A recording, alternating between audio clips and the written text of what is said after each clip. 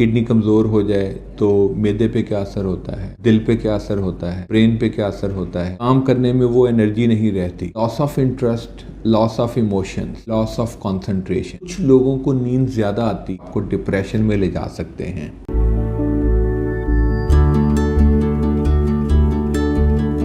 अस्सलाम वालेकुम नाज़रीन, मैं हूं doctor Mujtaba, consultant nephrologist and hypertension specialist. अब मैंने सोचा क्यों ना किडनी डिज़ीज़ जो बाकी ऑर्गन्स को मुतासर करती है उस पर डिस्कस किया जाए।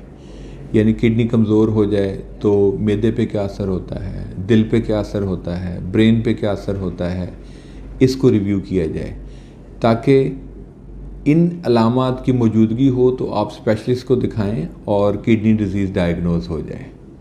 आज बात करेंगे how kidney disease affects central nervous system. यानी गुर्दे जब कमज़ोर हो जाएं, क्रॉनिक किडनी डिज़ीज़ डेवलप हो जाए तो ये दिमाग को कैसे मुतासर करते हैं। जैसा कि आप जानते हैं कि गुर्दों की कमज़ोरी को CKD कहते हैं और CKD की 5 स्टेजेस हैं, जिसमें stage 4 and 5 is severe disease. यानी स्टेज 4 एंड 5 का मतलब है कि 5 का मतलब है कि यू आर अप्रोचिंग डायलिसिस और 4 का मतलब है कि डिज़ीज़ काफ़ी सवियर हो चुकी है। अमूमन सेंट्रल नर्वस सिस्टम की अलामतें स्टेज 4 एंड 5 में ज़ाहिर होती हैं।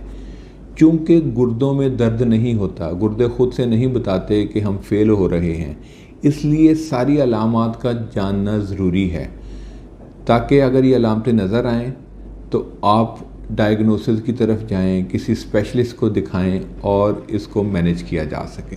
आज मैं ज़िक्र करूंगा वो 12 changes which can happen in central nervous system when kidneys are weak and one has chronic kidney disease. इसमें ज़्यादातर चेंजेस आती हैं जब stage 4 and 5 chronic kidney disease हो। Number 1, mood changes. बंदे का मूड नॉर्मल नहीं रहता, उसमें अब्रप्ट चेंजेस आती हैं, प्लेजेंटनेस ख़त्म हो जाती है।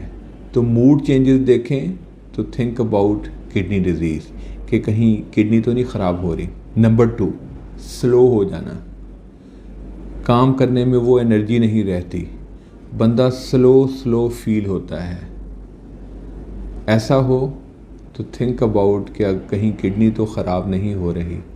नंबर 3, एपैथिक हो जाना। एपैथिक का मतलब है loss of interest, loss of emotions, रोज़मर्रा के कामों में दिलचस्पी ख़त्म हो जाना। अगर ऐसा है तो थिंक अबाउट किडनी डिज़ीज़। और अगर किडनी डिज़ीज़ पहले से है तो देयर आर चांसेस कि किडनी डिज़ीज़ वर्स हो रही है, जो कि ये सिम्टम आना शुरू हुई है। बंदे को ख़ुद फील नहीं होता लेकिन इर्द गिर्द उसके फैमिली मेम्बर्स इस चीज़ को नोट कर सकते हैं। And if you note, think about kidney disease presence और worsening. Number 4, loss of concentration. काम करने में जो अच्छी कंसंट्रेशन चाहिए उसका कम हो जाना। ये भी अलामत है कि कहीं किडनी डिज़ीज़ जिसमें टॉक्सिन्स बिल्डअप हो रहे हैं, जो कि स्टेज 4 एंड 5 में होता है, ब्रेन को मुतासर करके कंसंट्रेशन तो ख़राब नहीं कर रहे। अब किडनी डिज़ीज़ वर्स हो तो मेमोरी लॉस भी हो सकता है, बंदा बातें भूलना शुरू हो जाए, जो कि पहले बड़ा शार्प होता था। थिंक अबाउट किडनी डिज़ीज़ कि किडनी डिज़ीज़ कहीं डेवलप तो नहीं हो रही और अगर है तो कहीं वर्स तो नहीं हो रही। Number 6, sleep issues. Sleep issues मैंने इसलिए कहा कि कई किस्म का स्लीप डिस्टर्बेंस हो सकती है। कुछ लोगों को स्लीप का पैटर्न डिस्टर्ब हो जाता है, उनकी टाइमिंग ख़राब हो जाती है स्लीप की। कुछ लोगों को नींद ज़्यादा आती है, वो ड्राउजी रहते हैं और सोए रहते हैं।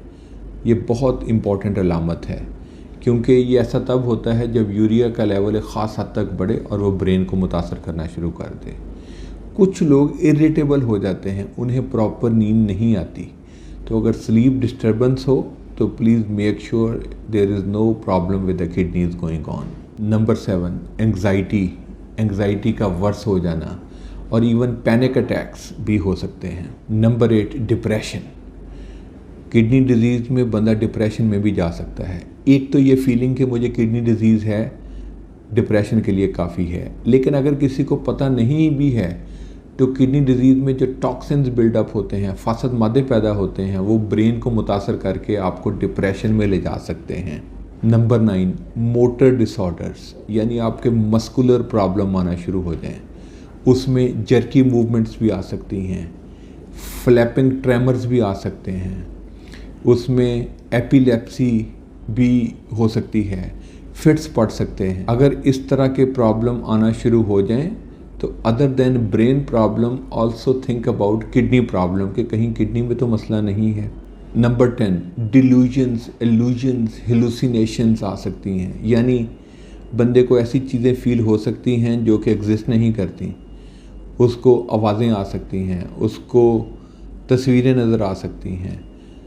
अगर इस तरह की सिचुएशन हो तो ब्रेन के अलावा think about kidneys. Number 11, drowsiness और एक्सट्रीम सिचुएशन में कोमा।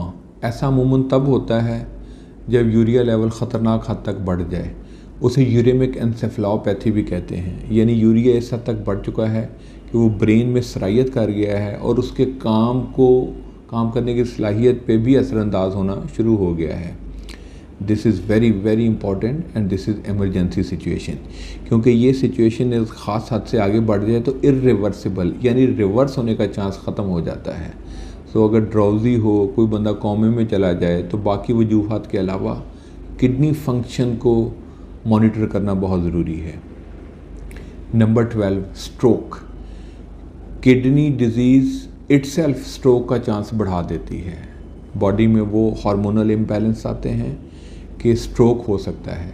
इसलिए अगर किसी को स्ट्रोक की अलामतें हों, जो कि एक ऑर्गन की वीकनेस भी हो सकती है, एक बॉडी के one side of the body भी वीक हो सकती है या पैरालाइज हो सकती है, बंदा कोमे में भी जा सकता है, किसी भी किस्म का स्ट्रोक हो तो किडनी फंक्शन को भी जहन में रखें और उसको चेक करें।